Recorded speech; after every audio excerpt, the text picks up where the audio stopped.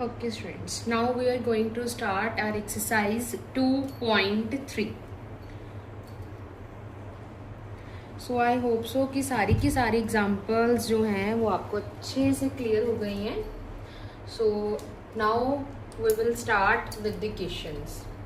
तो अगेन वही चीज़ें हैं बेटा, जब भी स्टेटमेंट क्वेश्चंस आए आपने स्टेटमेंट बहुत ध्यान से रीड करनी है. अगर आपको पहली बार में स्टेटमेंट नहीं समझ में आ रही है तो आप उसको ट्वाइस और थ्राइस टाइम्स रीड कीजिए. आपको ज़रूर कोई ना कोई कंक्लूजन या फिर कोई ना कोई क्लू वहाँ से ज़रूर मिले. या फिर बेस्ट वे है कि जैसे आपने एक लाइन रीड की उससे जो भी आपको पता चल रहा है, जो भी आपको इन्फॉर्मेशन मिल रही है वो आप नोट डाउन करते जाएं side by side. Now our next question is a student has rupees 500 in her saving bank account. She gets rupees 150 every month as pocket money. How much money will she have at the end of every month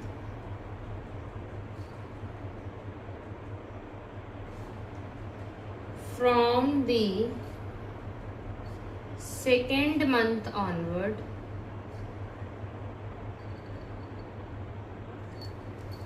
Find a linear expression to represent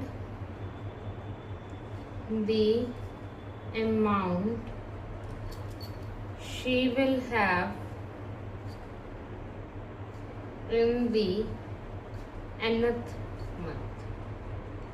अब जब भी आपको question given है सबसे पहले आप first line से start करेंगे. जो जो डेटा आपके पास कलेक्ट होता जाएगा वो आप नोट डाउन करते जाएंगे. ठीक है जी. Now the question is a student has rupees 500 in her saving bank account. ठीक है जी. एक स्टूडेंट है जिसके पास जो है कितने पैसे हैं, 500 रुपीज हैं उसके सेविंग बैंक अकाउंट में. She get rupees 150 every month. देखो फिर से एवरी वर्ड यूज हो गया, यानी कि हर एक महीने, यानी कि एक एक महीने की वहां पे बात करनी अब उन्होंने स्टार्ट कर दी है. तो यहाँ से हमें जो मिला है डेटा वो हम लिखते जाएंगे, यहाँ पे नोट डाउन करते जाएंगे. So our solution starts with जो सेविंग अकाउंट है उसमें कितने पैसे थे उसके, सेविंग अकाउंट में कितनी मनी थी उसकी, दैट इज रुपीज 500. तो 500 रुपए जो थे उसके सेविंग अकाउंट में थे. तो पॉकेट मनी जो उसे मिल रही थी, पॉकेट मनी ईच मंथ और एवरी मंथ, हर एक महीने उसे जो पॉकेट मनी मिल रही थी वो कितनी थी, रुपीज 150. तो कितनी उसे हर महीने पॉकेट मनी मिल रही थी, 150 रुपीज उसे हर महीने वहां पे मिल रही थी. Now the next thing is कि 150 रुपीज उसे मिल रहे थे. तो अब उन्होंने पूछा गया है how much money she will have at the end of every month. हर एक महीने के बाद उसके पास कितने पैसे होंगे from the second month onwards. ठीक है जी. तो हमें क्या करना है, एक लीनियर एक्सप्रेशन बनानी है जो कि रिप्रेजेंट कर रही हो the amount she will have in the nth month. तो वो क्या बोल रहे हैं, how much money will she have at the end of every month. तो हर एक महीने की एंड में उसके पास कितनी मनी होगी वो हमने बताना है. और एक लीनियर एक्सप्रेशन हमने वहां पे उनको रिप्रेजेंट करके बतानी है जो कि इसका जो अमाउंट है nth मंथ का बताए. सो इन फर्स्ट मंथ क्या होगा, उसके पास जो उसके सेविंग अकाउंट में 500 रुपीज थे वो तो होंगे ही होंगे, उसके साथ जो 150 रुपीज उसे एक और फर्स्ट मंथ में मिलेंगे. एवरी मंथ मिल रहे हैं ना, यानी कि पर मंथ की एक मंथ की बात हो रही है. तो फर्स्ट मंथ में उसे कितने पैसे मिलेंगे, 150 rupees. So our total will be 650 rupees in the first month. ये तो हो गया हमारा फर्स्ट मंथ का. अब सेकेंड मंथ में क्या होगा, सेकेंड मंथ में क्या होगा, उसको 500 रुपीज मिलेंगे प्लस 150 रुपीज मिलेंगे। सेकेंड मंथ के, फर्स्ट मंथ के थे तो हमने जितने भी मंथ्स के मिल रहे हैं, क्योंकि मैंने आपको बताई थी ये चीज कि अगर आप इसको जनरलाइज करना चाहें, nth मंथ की पहले ही इक्वेशन यहाँ पे फाइंड आउट करना चाहें तो वो कैसे होगी, 500 रुपीज तो उसके सेविंग अकाउंट में थे ही, 150 रुपीज उसे एवरी मंथ मिल रहे थे। तो हमने एवरी मंथ उसे मिल रहे थे, जो चीज वहां पे चेंज हो रही होगी उसी को हमने यहाँ पे वेरिएबल लेना है। तो यहाँ पे कौन सी चीज वेरिएट कर रही है, वेरी कर रही है, चेंज हो रही है, दैट इज मंथ्स। जैसे जैसे मंथ्स इंक्रीज होते जाएंगे वैसे जैसे जो मनी है वो भी इंक्रीज होती जाएगी, क्योंकि पिछली मनी भी तो एड ऑन हो रही है ना। तो यहाँ पे जो n है वो हमारा क्या होगा, चेंज होगा। Here n, what the n represent is the month, कि कितने मंथ की वो बात कर रहे हैं, first month, second month, third month, fourth month, ऐसे करके। सो अब सेकेंड मंथ में उसके पास कितनी मनी होगी, 800 rupees. So a student will have rupees 800 rupees in the second month। अब थर्ड मंथ में क्या होगा जी, थर्ड मंथ में क्या होगा, उसके पास ये 500 रुपीज तो होंगे, अब 150 रुपीज ये दोनों महीने में जो थे अब थर्ड महीने में क्या हो जाएंगे, थ्राइस हो जाएंगे। अब स्टूडेंट्स ये ना दो तरीके की चीजें हैं जो आप अच्छे तरीके से यहाँ पे नोटिस करो, मैं आपको बताऊंगी अभी। I will explain this to you now, क्योंकि इट्स अ हाई टाइम कि आपको ना सब अब सभी चीजें अच्छे से पता होनी चाहिए, ठीक है। तो यहाँ पे 900 रुपीज हो गए। और क्या वे, जो सेकेंड मंथ की मनी थी उसके पास, जो सेकेंड मंथ की मनी थी उसके पास, सॉरी यहाँ पे 950 आना था, ठीक है जी। जो सेकेंड मंथ की मनी थी उसके पास, उसमें कौन सी मनी ऐड होगी, ऑब्वियसली हर महीने उसे कितने रुपीज मिल रहे हैं, रुपीज 150 मिल रहे हैं। तो सेकेंड मंथ की जो मनी थी वो तो उसके पास है ही है। थर्ड मंथ में क्या होगा, जो उसको 150 रुपीज एक्स्ट्रा मिल रहे थे वो भी एड ऑन हो जाएंगे। तो सेकेंड मंथ में उसके पास कितने पैसे थे, 800 रुपीज थे।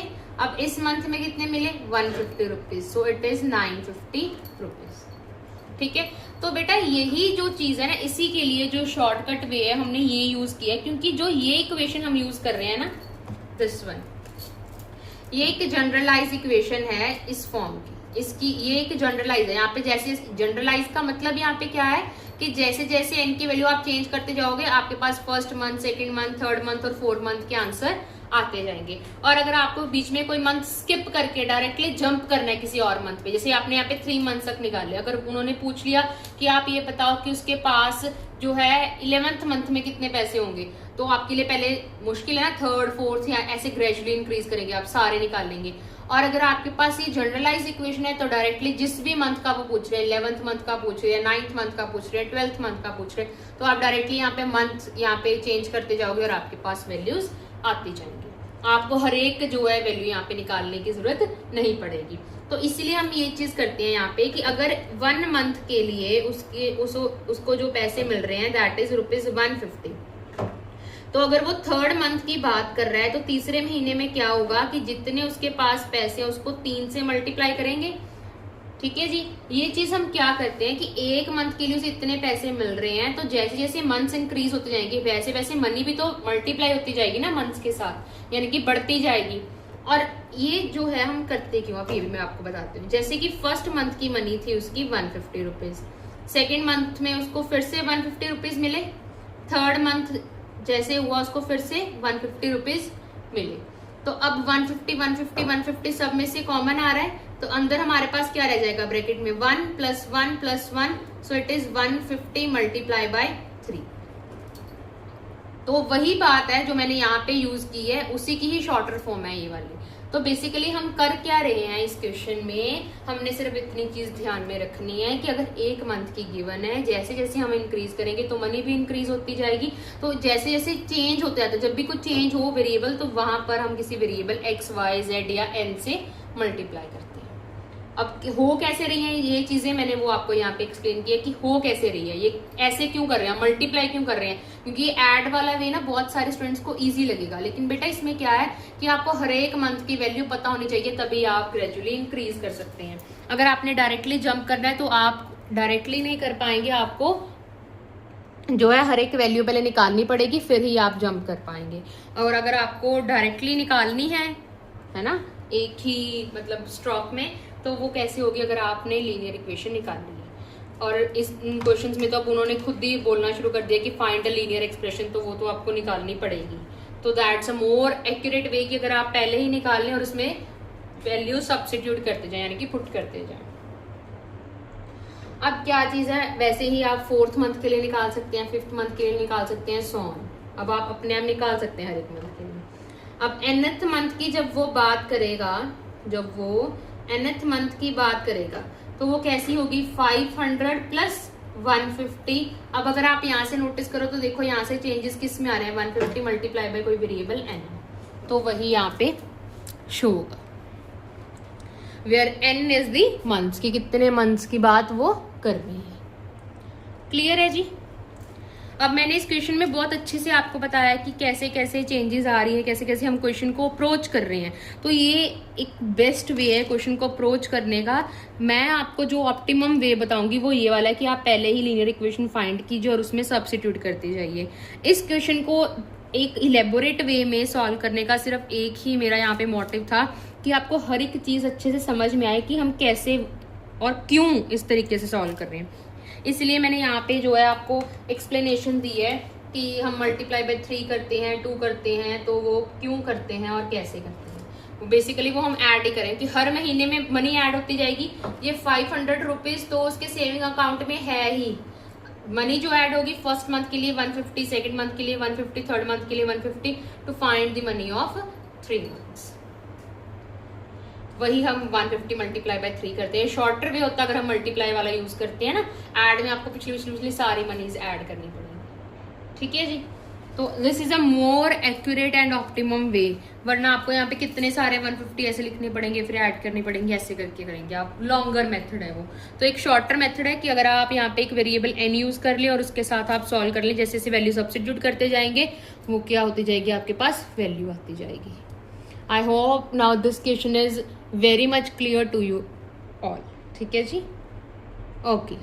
Now our next example is example number 3. Now in this example, here some data is given, that is, suppose the length of a rectangle is 13 centimeter. So in this question, the length of the rectangle is given to us, that too is 13 centimeter. So सबसे पहले solution को start करते ही हमने first चीज यहाँ पे क्या mention करनी है, क्या हमें गिवन है, that length of the rectangle is, length of a rectangle is 13 centimetres. So हमारे पास लेंथ ऑफ द रेक्टेंगल क्या गिवन है, 13 सेंटीमीटर्स गिवन है। फाइंड क्या करना है हमें, area if the breadth is. तो हमें फाइंड करना है एरिया, जो ब्रेथ है वो हमें वेरी कर करके यहाँ पे गिवन की है। फर्स्ट पार्ट में 12 सेंटीमीटर है, सेकंड में 10 है, थर्ड में 8 सेंटीमीटर है। तो उसके कॉरेस्पॉन्डिंगली हमें क्या फाइंड करना है, एरिया फाइंड करना है। किसका एरिया फाइंड करना है, ऑब्वियसली रेक्टेंगल का एरिया फाइंड करना है। So to find the area of the rectangle, in the first part breadth of the rectangle is given as, breadth of the rectangle is given as 12 centimeters. Now to find the area of the rectangle, the formula is length into breadth, so that is 13 into 12. So that's how we can solve this question. We just had to multiply this quantity to find the area of the rectangle. I hope so कि अब आप इसके आगे जो multiplication है वो तो आप सॉल्व कर लेंगे, और जो एरिया है उसको सेंटीमीटर स्क्वायर के साथ हमने रिप्रेजेंट करना है। तो ये यूनिट्स बड़े इंपॉर्टेंट है। अगर आपके पास एरिया की बात हो रही है तो आपने सेंटीमीटर स्क्वायर लिखना है, वॉल्यूम की बात होगी तो सेंटीमीटर क्यूब हो जाएगा वहाँ पे। सिमिलरली सेकेंड पार्ट जब हम सॉल्व करेंगे तब हमारे पास क्या है, सिर्फ ब्रेथ ही चेंज हो रही है। So breadth of the rectangle for the second part is 10 centimetre. तो हमारे पास क्या है, 10 सेंटीमीटर है। Again for the formula for the area of the rectangle is length into breath.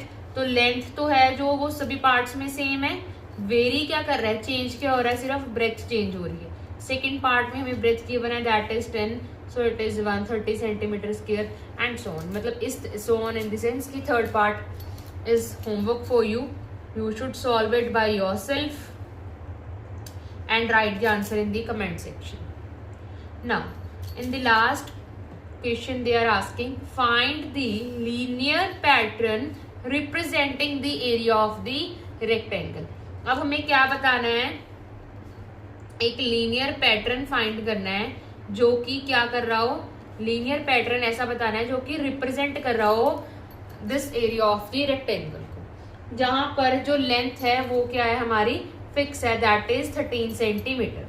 अब इसकी लीनियर इक्वेशन कैसी होगी, so in this question the length of the rectangle is fix, that is 13 centimetre. So जो चीज हमें find करनी है उसको ही हम एज्यूम कर लेंगे, कोई भी वेरिएबल, या फिर हम ये देख सकते हैं कि जो भी चीज वेरी कर रही है उसी को ही हम क्या करेंगे, एक वेरिएबल एज्यूम करेंगे. So breadth of the rectangle is, let us assume that the breadth of the rectangle is b. So therefore area of the rectangle will be 13 into b centimeter square. So the linear equation representing the area of the rectangle is 13b centimeter square. I hope this question is clear to you because ये बहुत ही easy question था. और similarly इस तरीके का ये जो question है वो हमारा next question है. इट्स जस्ट दैट उसमें क्या चेंज है, हमें वॉल्यूम बताना है. इन द फोर्थ क्वेश्चन क्या चेंज है, हमें क्या बताना है, वॉल्यूम बताना है, वो भी एक रेक्टेंगुलर बॉक्स का ही बताना है. तो अब हम करेंगे अपना next question, that's the question number 4. तो बहुत ही इजी क्वेश्चंस हैं, आपको जस्ट थोड़ा सा कॉन्शियस होकर क्वेश्चंस को सॉल्व करना है, बहुत ध्यान से सॉल्व करना है कि जो स्टेटमेंट्स गिवन है वो आपको पता हो कि आप क्या सॉल्व कर रहे हैं और कैसे सॉल्व कर रहे हैं. Now we are going to start our question number 4th. That is, suppose the length of the rectangular box is 7 centimeters. So in this question, the length of the rectangular box is given as 7 centimeters. So सबसे पहले हम solution में क्या mention करेंगे, the length of the rectangular box is 7 centimeters and the breadth of the rectangular box is 11 centimeter. अब हमें और क्या गिवन है, यहाँ पे breadth गिवन है.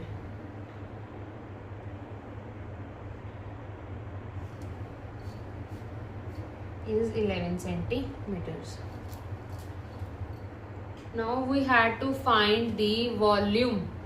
वॉल्यूम हमें क्या करना है, फाइंड करना है. और वॉल्यूम फाइंड करने के लिए हमें डिफरेंट हाइट्स गिवन की है, जैसे कि प्रीवियस क्वेश्चन में गिवन की थी हमें different breaths. So previous question में हमने एरिया निकालना था तो हमें डिफरेंट ब्रेथ्स गिवन की गई थी. अब हमें यहाँ पे वॉल्यूम निकालना है रेक्टेंगुलर बॉक्स का, तो डिफरेंट क्या गिवन है, हाइट्स गिवन है. So we need to find the volume of the rectangular box. So the formula for the volume of a rectangular box is length into breadth into height. So in the first part, height is given as 5 centimeter. So h is given as 5 centimeter. So we can easily find the volume of the rectangular box, length into breadth into height. जहाँ पे हमें क्या substitute करना है, length है 7, breath हमें 11 given की है और हाइट हमें 5 गिवन की है. अब मैंने एक और चीज़ प्रीवियस क्वेश्चन में आपको बताई थी, वो ये थी कि अगर यहाँ पे वॉल्यूम है तो यूनिट्स में सेंटीमीटर के ऊपर क्या लगेगा, यहाँ पे यूनिट्स में क्यूब लगेगा. और अगर एरिया की बात हो रही है तो क्या लगेगा, स्क्वायर लगेगा. लेकिन अगर पेरीमीटर की बात हो रही है तो सिंपल सिर्फ सेंटीमीटर आएगा. दैट मीन्स उसकी पावर जो है वो 1 आएगी. So 7 into 11 into 5 is 385. So the volume of the rectangular box is 385 centimeters cube. अब सेकेंड पार्ट में 9 सेंटीमीटर गिवन की है, तो सिमिलरली हम कैसे सॉल्व करेंगे, volume of the rectangular box is length into breadth into height, that is 7 into 11 into 9, that is 693 centimetre cube. अब हम जो इसका थर्ड पार्ट है, you will solve it by yourself and you will comment the answer in the comment section. क्योंकि जब आपने ये दोनों पार्ट्स अच्छे तरीके से समझ लिए, आपको क्लियर हो गए हैं, तो अब थर्ड पार्ट जो है वो आप इजीली फाइंड आउट कर सकते हैं. अब और एक क्या चीज उन्होंने हमें बोली है, सेम जो पिछले क्वेश्चन में था वही सेम चीजें उन्होंने इस क्वेश्चन में फाइंड करने के लिए बोली है। इट्स जस्ट दैट कि वहां पे उन्होंने एरिया फाइंड करने के लिए बोला था, यहाँ पे volume. Now the question is find the linear pattern representing the volume of the rectangle. हमें एक लीनियर पैटर्न बताना है जो कि क्या रिप्रेजेंट कर रहा हो, volume of the rectangle represent कर रहा हो। Volume of the rectangle represent करता हूं, क्या बताना है, लीनियर पैटर्न बताना है। So that is length into breath into height. अब क्या चीज वेरी कर रही है यहाँ पे, हमारे पास क्या वेरी कर रही है यहाँ पे, हाइट वेरी कर रही है कि फर्स्ट पार्ट में 5 सेंटीमीटर थी, सेकेंड पार्ट में 9 सेंटीमीटर थी। तो हम यहाँ पे क्या करेंगे, let us assume that the height of the rectangular box is h। ये हमने यहाँ पे assume कर लिया। तो अब हमारे पास क्या होगा, जो volume of the rectangular box के लिए जो लीनियर इक्वेशन होगी, वहां पे लेंथ और ब्रेथ तो हमें गिवन है क्योंकि वो हर एक पार्ट के लिए सेम थी। तो length is 7 centimetre and breadth is 11 centimetre and the height is h which we had assumed here. So it is 77 into h. That is our linear pattern that representing this volume of the rectangle.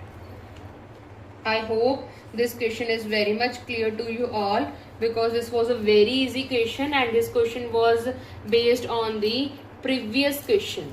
ये बिल्कुल same वैसा ही question था जैसे हमने previous third question जो है वो solve किया था। फोर्थ क्वेश्चन बिल्कुल सेम वैसा ही था। Now we will go to our next question.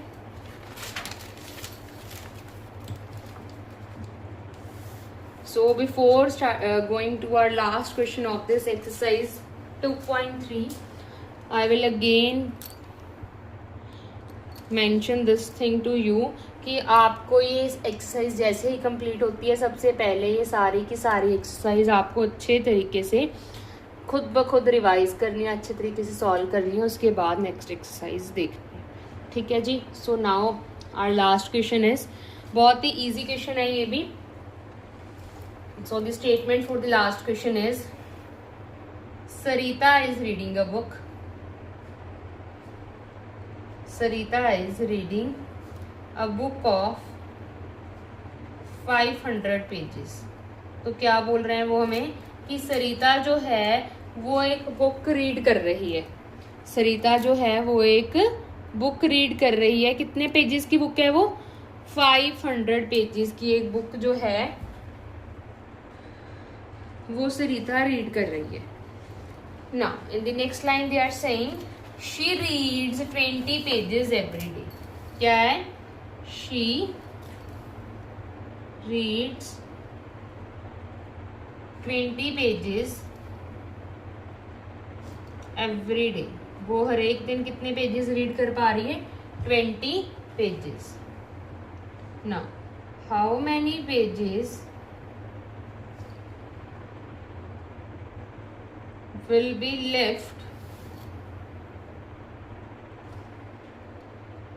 after 15 days. Express this in linear pattern.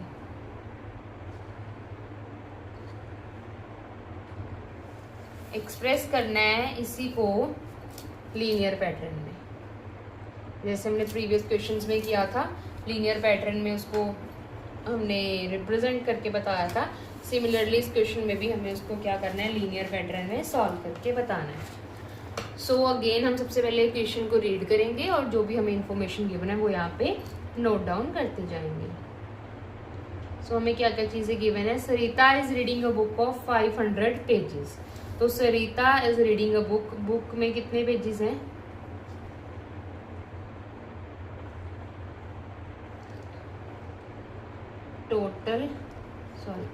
total pages in the book is 500।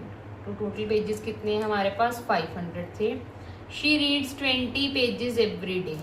So every day वो कितने पेजेस रीड कर रही है, pages read by her every day, हर एक दिन वो कितने पेजेस रीड कर पा रही है? 20।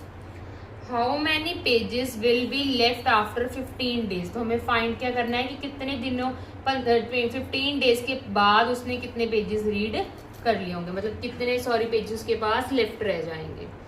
सो हमारे पास गिवन था टोटल पेजेस 500 है और हर एक दिन एवरी डे वो कितने पेजेस रीड कर पा रही है? 20 पेजेस रीड कर पा रही है। सबसे पहले अगर हम यहाँ पे लीनियर जो पैटर्न है वही यहाँ पे नोटिस करें तो वो क्या चीज है कि जब भी एवरी डे, और मैंने बोला था ना एवरी की बात आ जाए, हर एक दिन की बात आ जाए, एक दिन की बात आ जाए, जहाँ पर उसके साथ हमें वेरिएबल लगाना होता है जब भी लीनियर पैटर्न्स की बात हो। तो यहाँ पे हमें क्या करना है, सबसे पहले अगर हम यहाँ पे देखें एक लीनियर पैटर्न सबसे पहले ऑब्जर्व करें, या फिर सबसे पहले अगर लीनियर इक्वेशन आप यहाँ पे फाइंड करना चाहें तो वो कैसे होगी। तो उन्होंने क्या चीज बोली है यहाँ पे कि how many pages will be left after 15 days. तो पेजेस लेफ्ट आप कैसे निकालेंगे, कितने पेजेस लेफ्ट रह गए? टोटल 500 पेजेस की बुक थी, उसमें से कितने पेजेस वो रोज रीड कर रही थी? 20, ठीक है ना, हर एक दिन। यानी कि फर्स्ट डे उसने 20 इंटू 1 रीड किए होंगे, सेकेंड डे 20 इंटू 2 रीड किए होंगे, तो वही चीज। तो अगर आप यहाँ पे देखें तो यहाँ पे जो है सब्ट्रैक्शन का साइन आएगा। क्यों? क्योंकि जैसे जैसे वो pages day by day read करती जाएगी टोटल में से उसके पेजेस जो है वो कम होते जाएंगे। So it is 500 minus 20 into N, 20 into N, where N is the number of the days. N क्या होगा हमारे पास? नंबर ऑफ द डेज होगा। ये तो हमारे पास हो गया लीनियर पैटर्न जो उन्होंने यहाँ पे बोला था। So this was a linear pattern कि जो पेजेस लेफ्ट रह गए हैं that is equals to 500 minus 20 into N, where this n is representing number of the days and this 500 is the number of the pages, जो उसके पास total number of pages थे। Clear है? That was the pages left. अब उन्होंने क्या बोला था? How many pages will be left after 15 days. अब पेजेस लेफ्ट उन्होंने पूछे हैं, कहाँ पे पूछे हैं, कितने दिन बाद पूछे हैं? 15 डेज बाद। So that is 500 minus 20 into 15, ठीक है, क्योंकि 15 हमारे पास क्या था? नंबर ऑफ डेज ही तो थे। उसने बोला था ना 15 डेज बाद उसके पास कितने पेजेस रह जाएंगे जो उसने अभी रीड करने होंगे। So 500 minus 15 into 20 is 300, so this is equals to 200 pages.